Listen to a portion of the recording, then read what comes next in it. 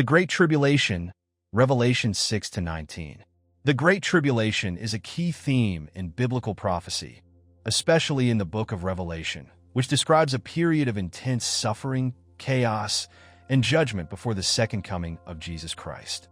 Many Christians believe that this period will unfold in the future, though the exact timing remains unknown. The tribulation is described in great detail in Revelation, particularly from chapters 6-19. Below is an outline of the key events and themes related to the Great Tribulation. 1. The opening of the seven seals, Revelation 6. The tribulation begins with the opening of the seven seals on the scroll held by the Lamb, Jesus Christ. Each seal reveals a judgment or event that brings increasing suffering upon the earth. The first seal, a rider on a white horse, often interpreted as the rise of the Antichrist, bringing false peace and conquest.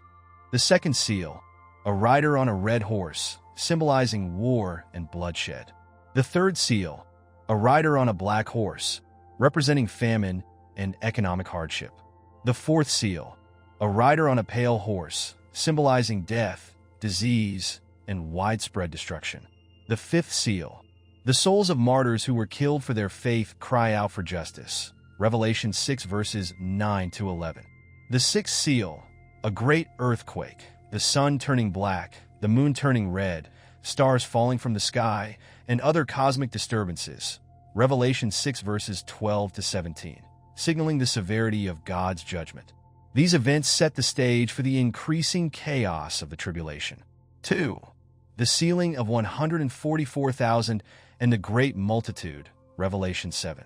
After the opening of the first six seals, a pause occurs where 144,000 individuals, 12,000 from each tribe of Israel, are sealed for protection during the tribulation. These individuals are preserved from the coming wrath of God. Additionally, a great multitude of believers from every nation, tribe, and language are seen in heaven, praising God for their salvation. 3. The seven trumpets. Revelation 8-9. After the seals are opened, the seven trumpets are sounded by seven angels, each one bringing further judgments upon the earth. The first four trumpets bring disasters on the earth: hail, fire, and the destruction of a third of the earth, seas, and skies. The fifth trumpet unleashes a demonic plague in the form of locust-like creatures who torment humanity.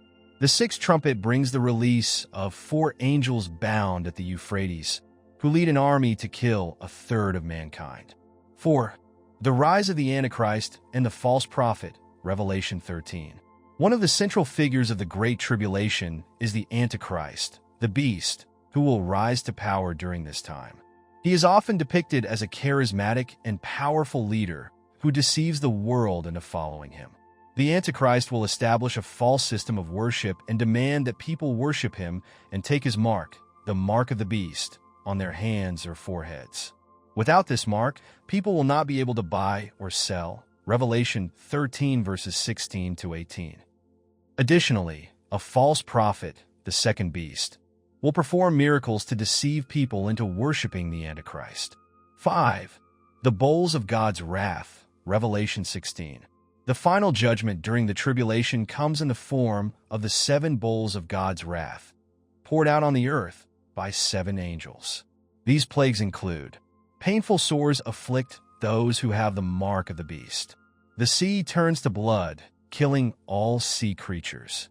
Rivers and springs turn to blood as a judgment against those who shed the blood of the saints. Scorching heat from the sun causes further suffering. Darkness and painful boils plague the kingdom of the beast. Armies gathered for the battle of Armageddon are destroyed.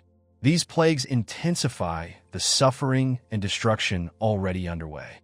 6. The Battle of Armageddon, Revelation 16:16, 19:11-21. As the tribulation reaches its climax, the Battle of Armageddon occurs, a final confrontation between the forces of good, Christ and his army, and the forces of evil, the Antichrist and his followers. In Revelation 16 verse 16, the armies of the world are gathered to fight against God at the plain of Megiddo, known as Armageddon. Jesus Christ returns as the King of Kings to defeat the Antichrist and his followers. This event is described in Revelation 19 verses 11 to 21, where Christ triumphs over the beast and the false prophet, casting them into the lake of fire. 7. The millennial kingdom and the new creation, Revelation 20 to 22. After the defeat of the Antichrist and the false prophet, Christ will establish his millennial kingdom, a period of 1,000 years of peace and righteousness. During this time, Satan will be bound, and Christ will rule with his saints. At the end of the millennium, Satan will be released for a final rebellion, but will be defeated once and for all. This is followed by the great white throne judgment, where the dead are judged according to their deeds. Those whose names are not found in the book of life will be cast into the lake of fire. Finally, God will create a new heaven and a new earth, Revelation 21 to 22, where there will be no more suffering, sin, or death. God's presence will dwell with his people forever in a renewed creation of peace and joy. The Great Tribulation and contemporary signs. Some people today believe that the events unfolding in the world, such as natural disasters, wars, political instability, and rising immorality, might be signs of the Great Tribulation approaching. However, Jesus himself cautioned that no one knows the exact time of his return, Matthew 24 verse 36, and he encouraged his followers to always be ready, living in faith and obedience. In summary, the Great Tribulation will be a period of unprecedented suffering and judgment, but it will culminate in the victory of Christ over evil, the establishment of his eternal kingdom, and the renewal of all things. Those who are faithful to Christ will be saved, while those who reject him will face eternal separation from God. The exact timing of the tribulation remains uncertain, but Christians are urged to live in hope, faith, and readiness for Christ's return.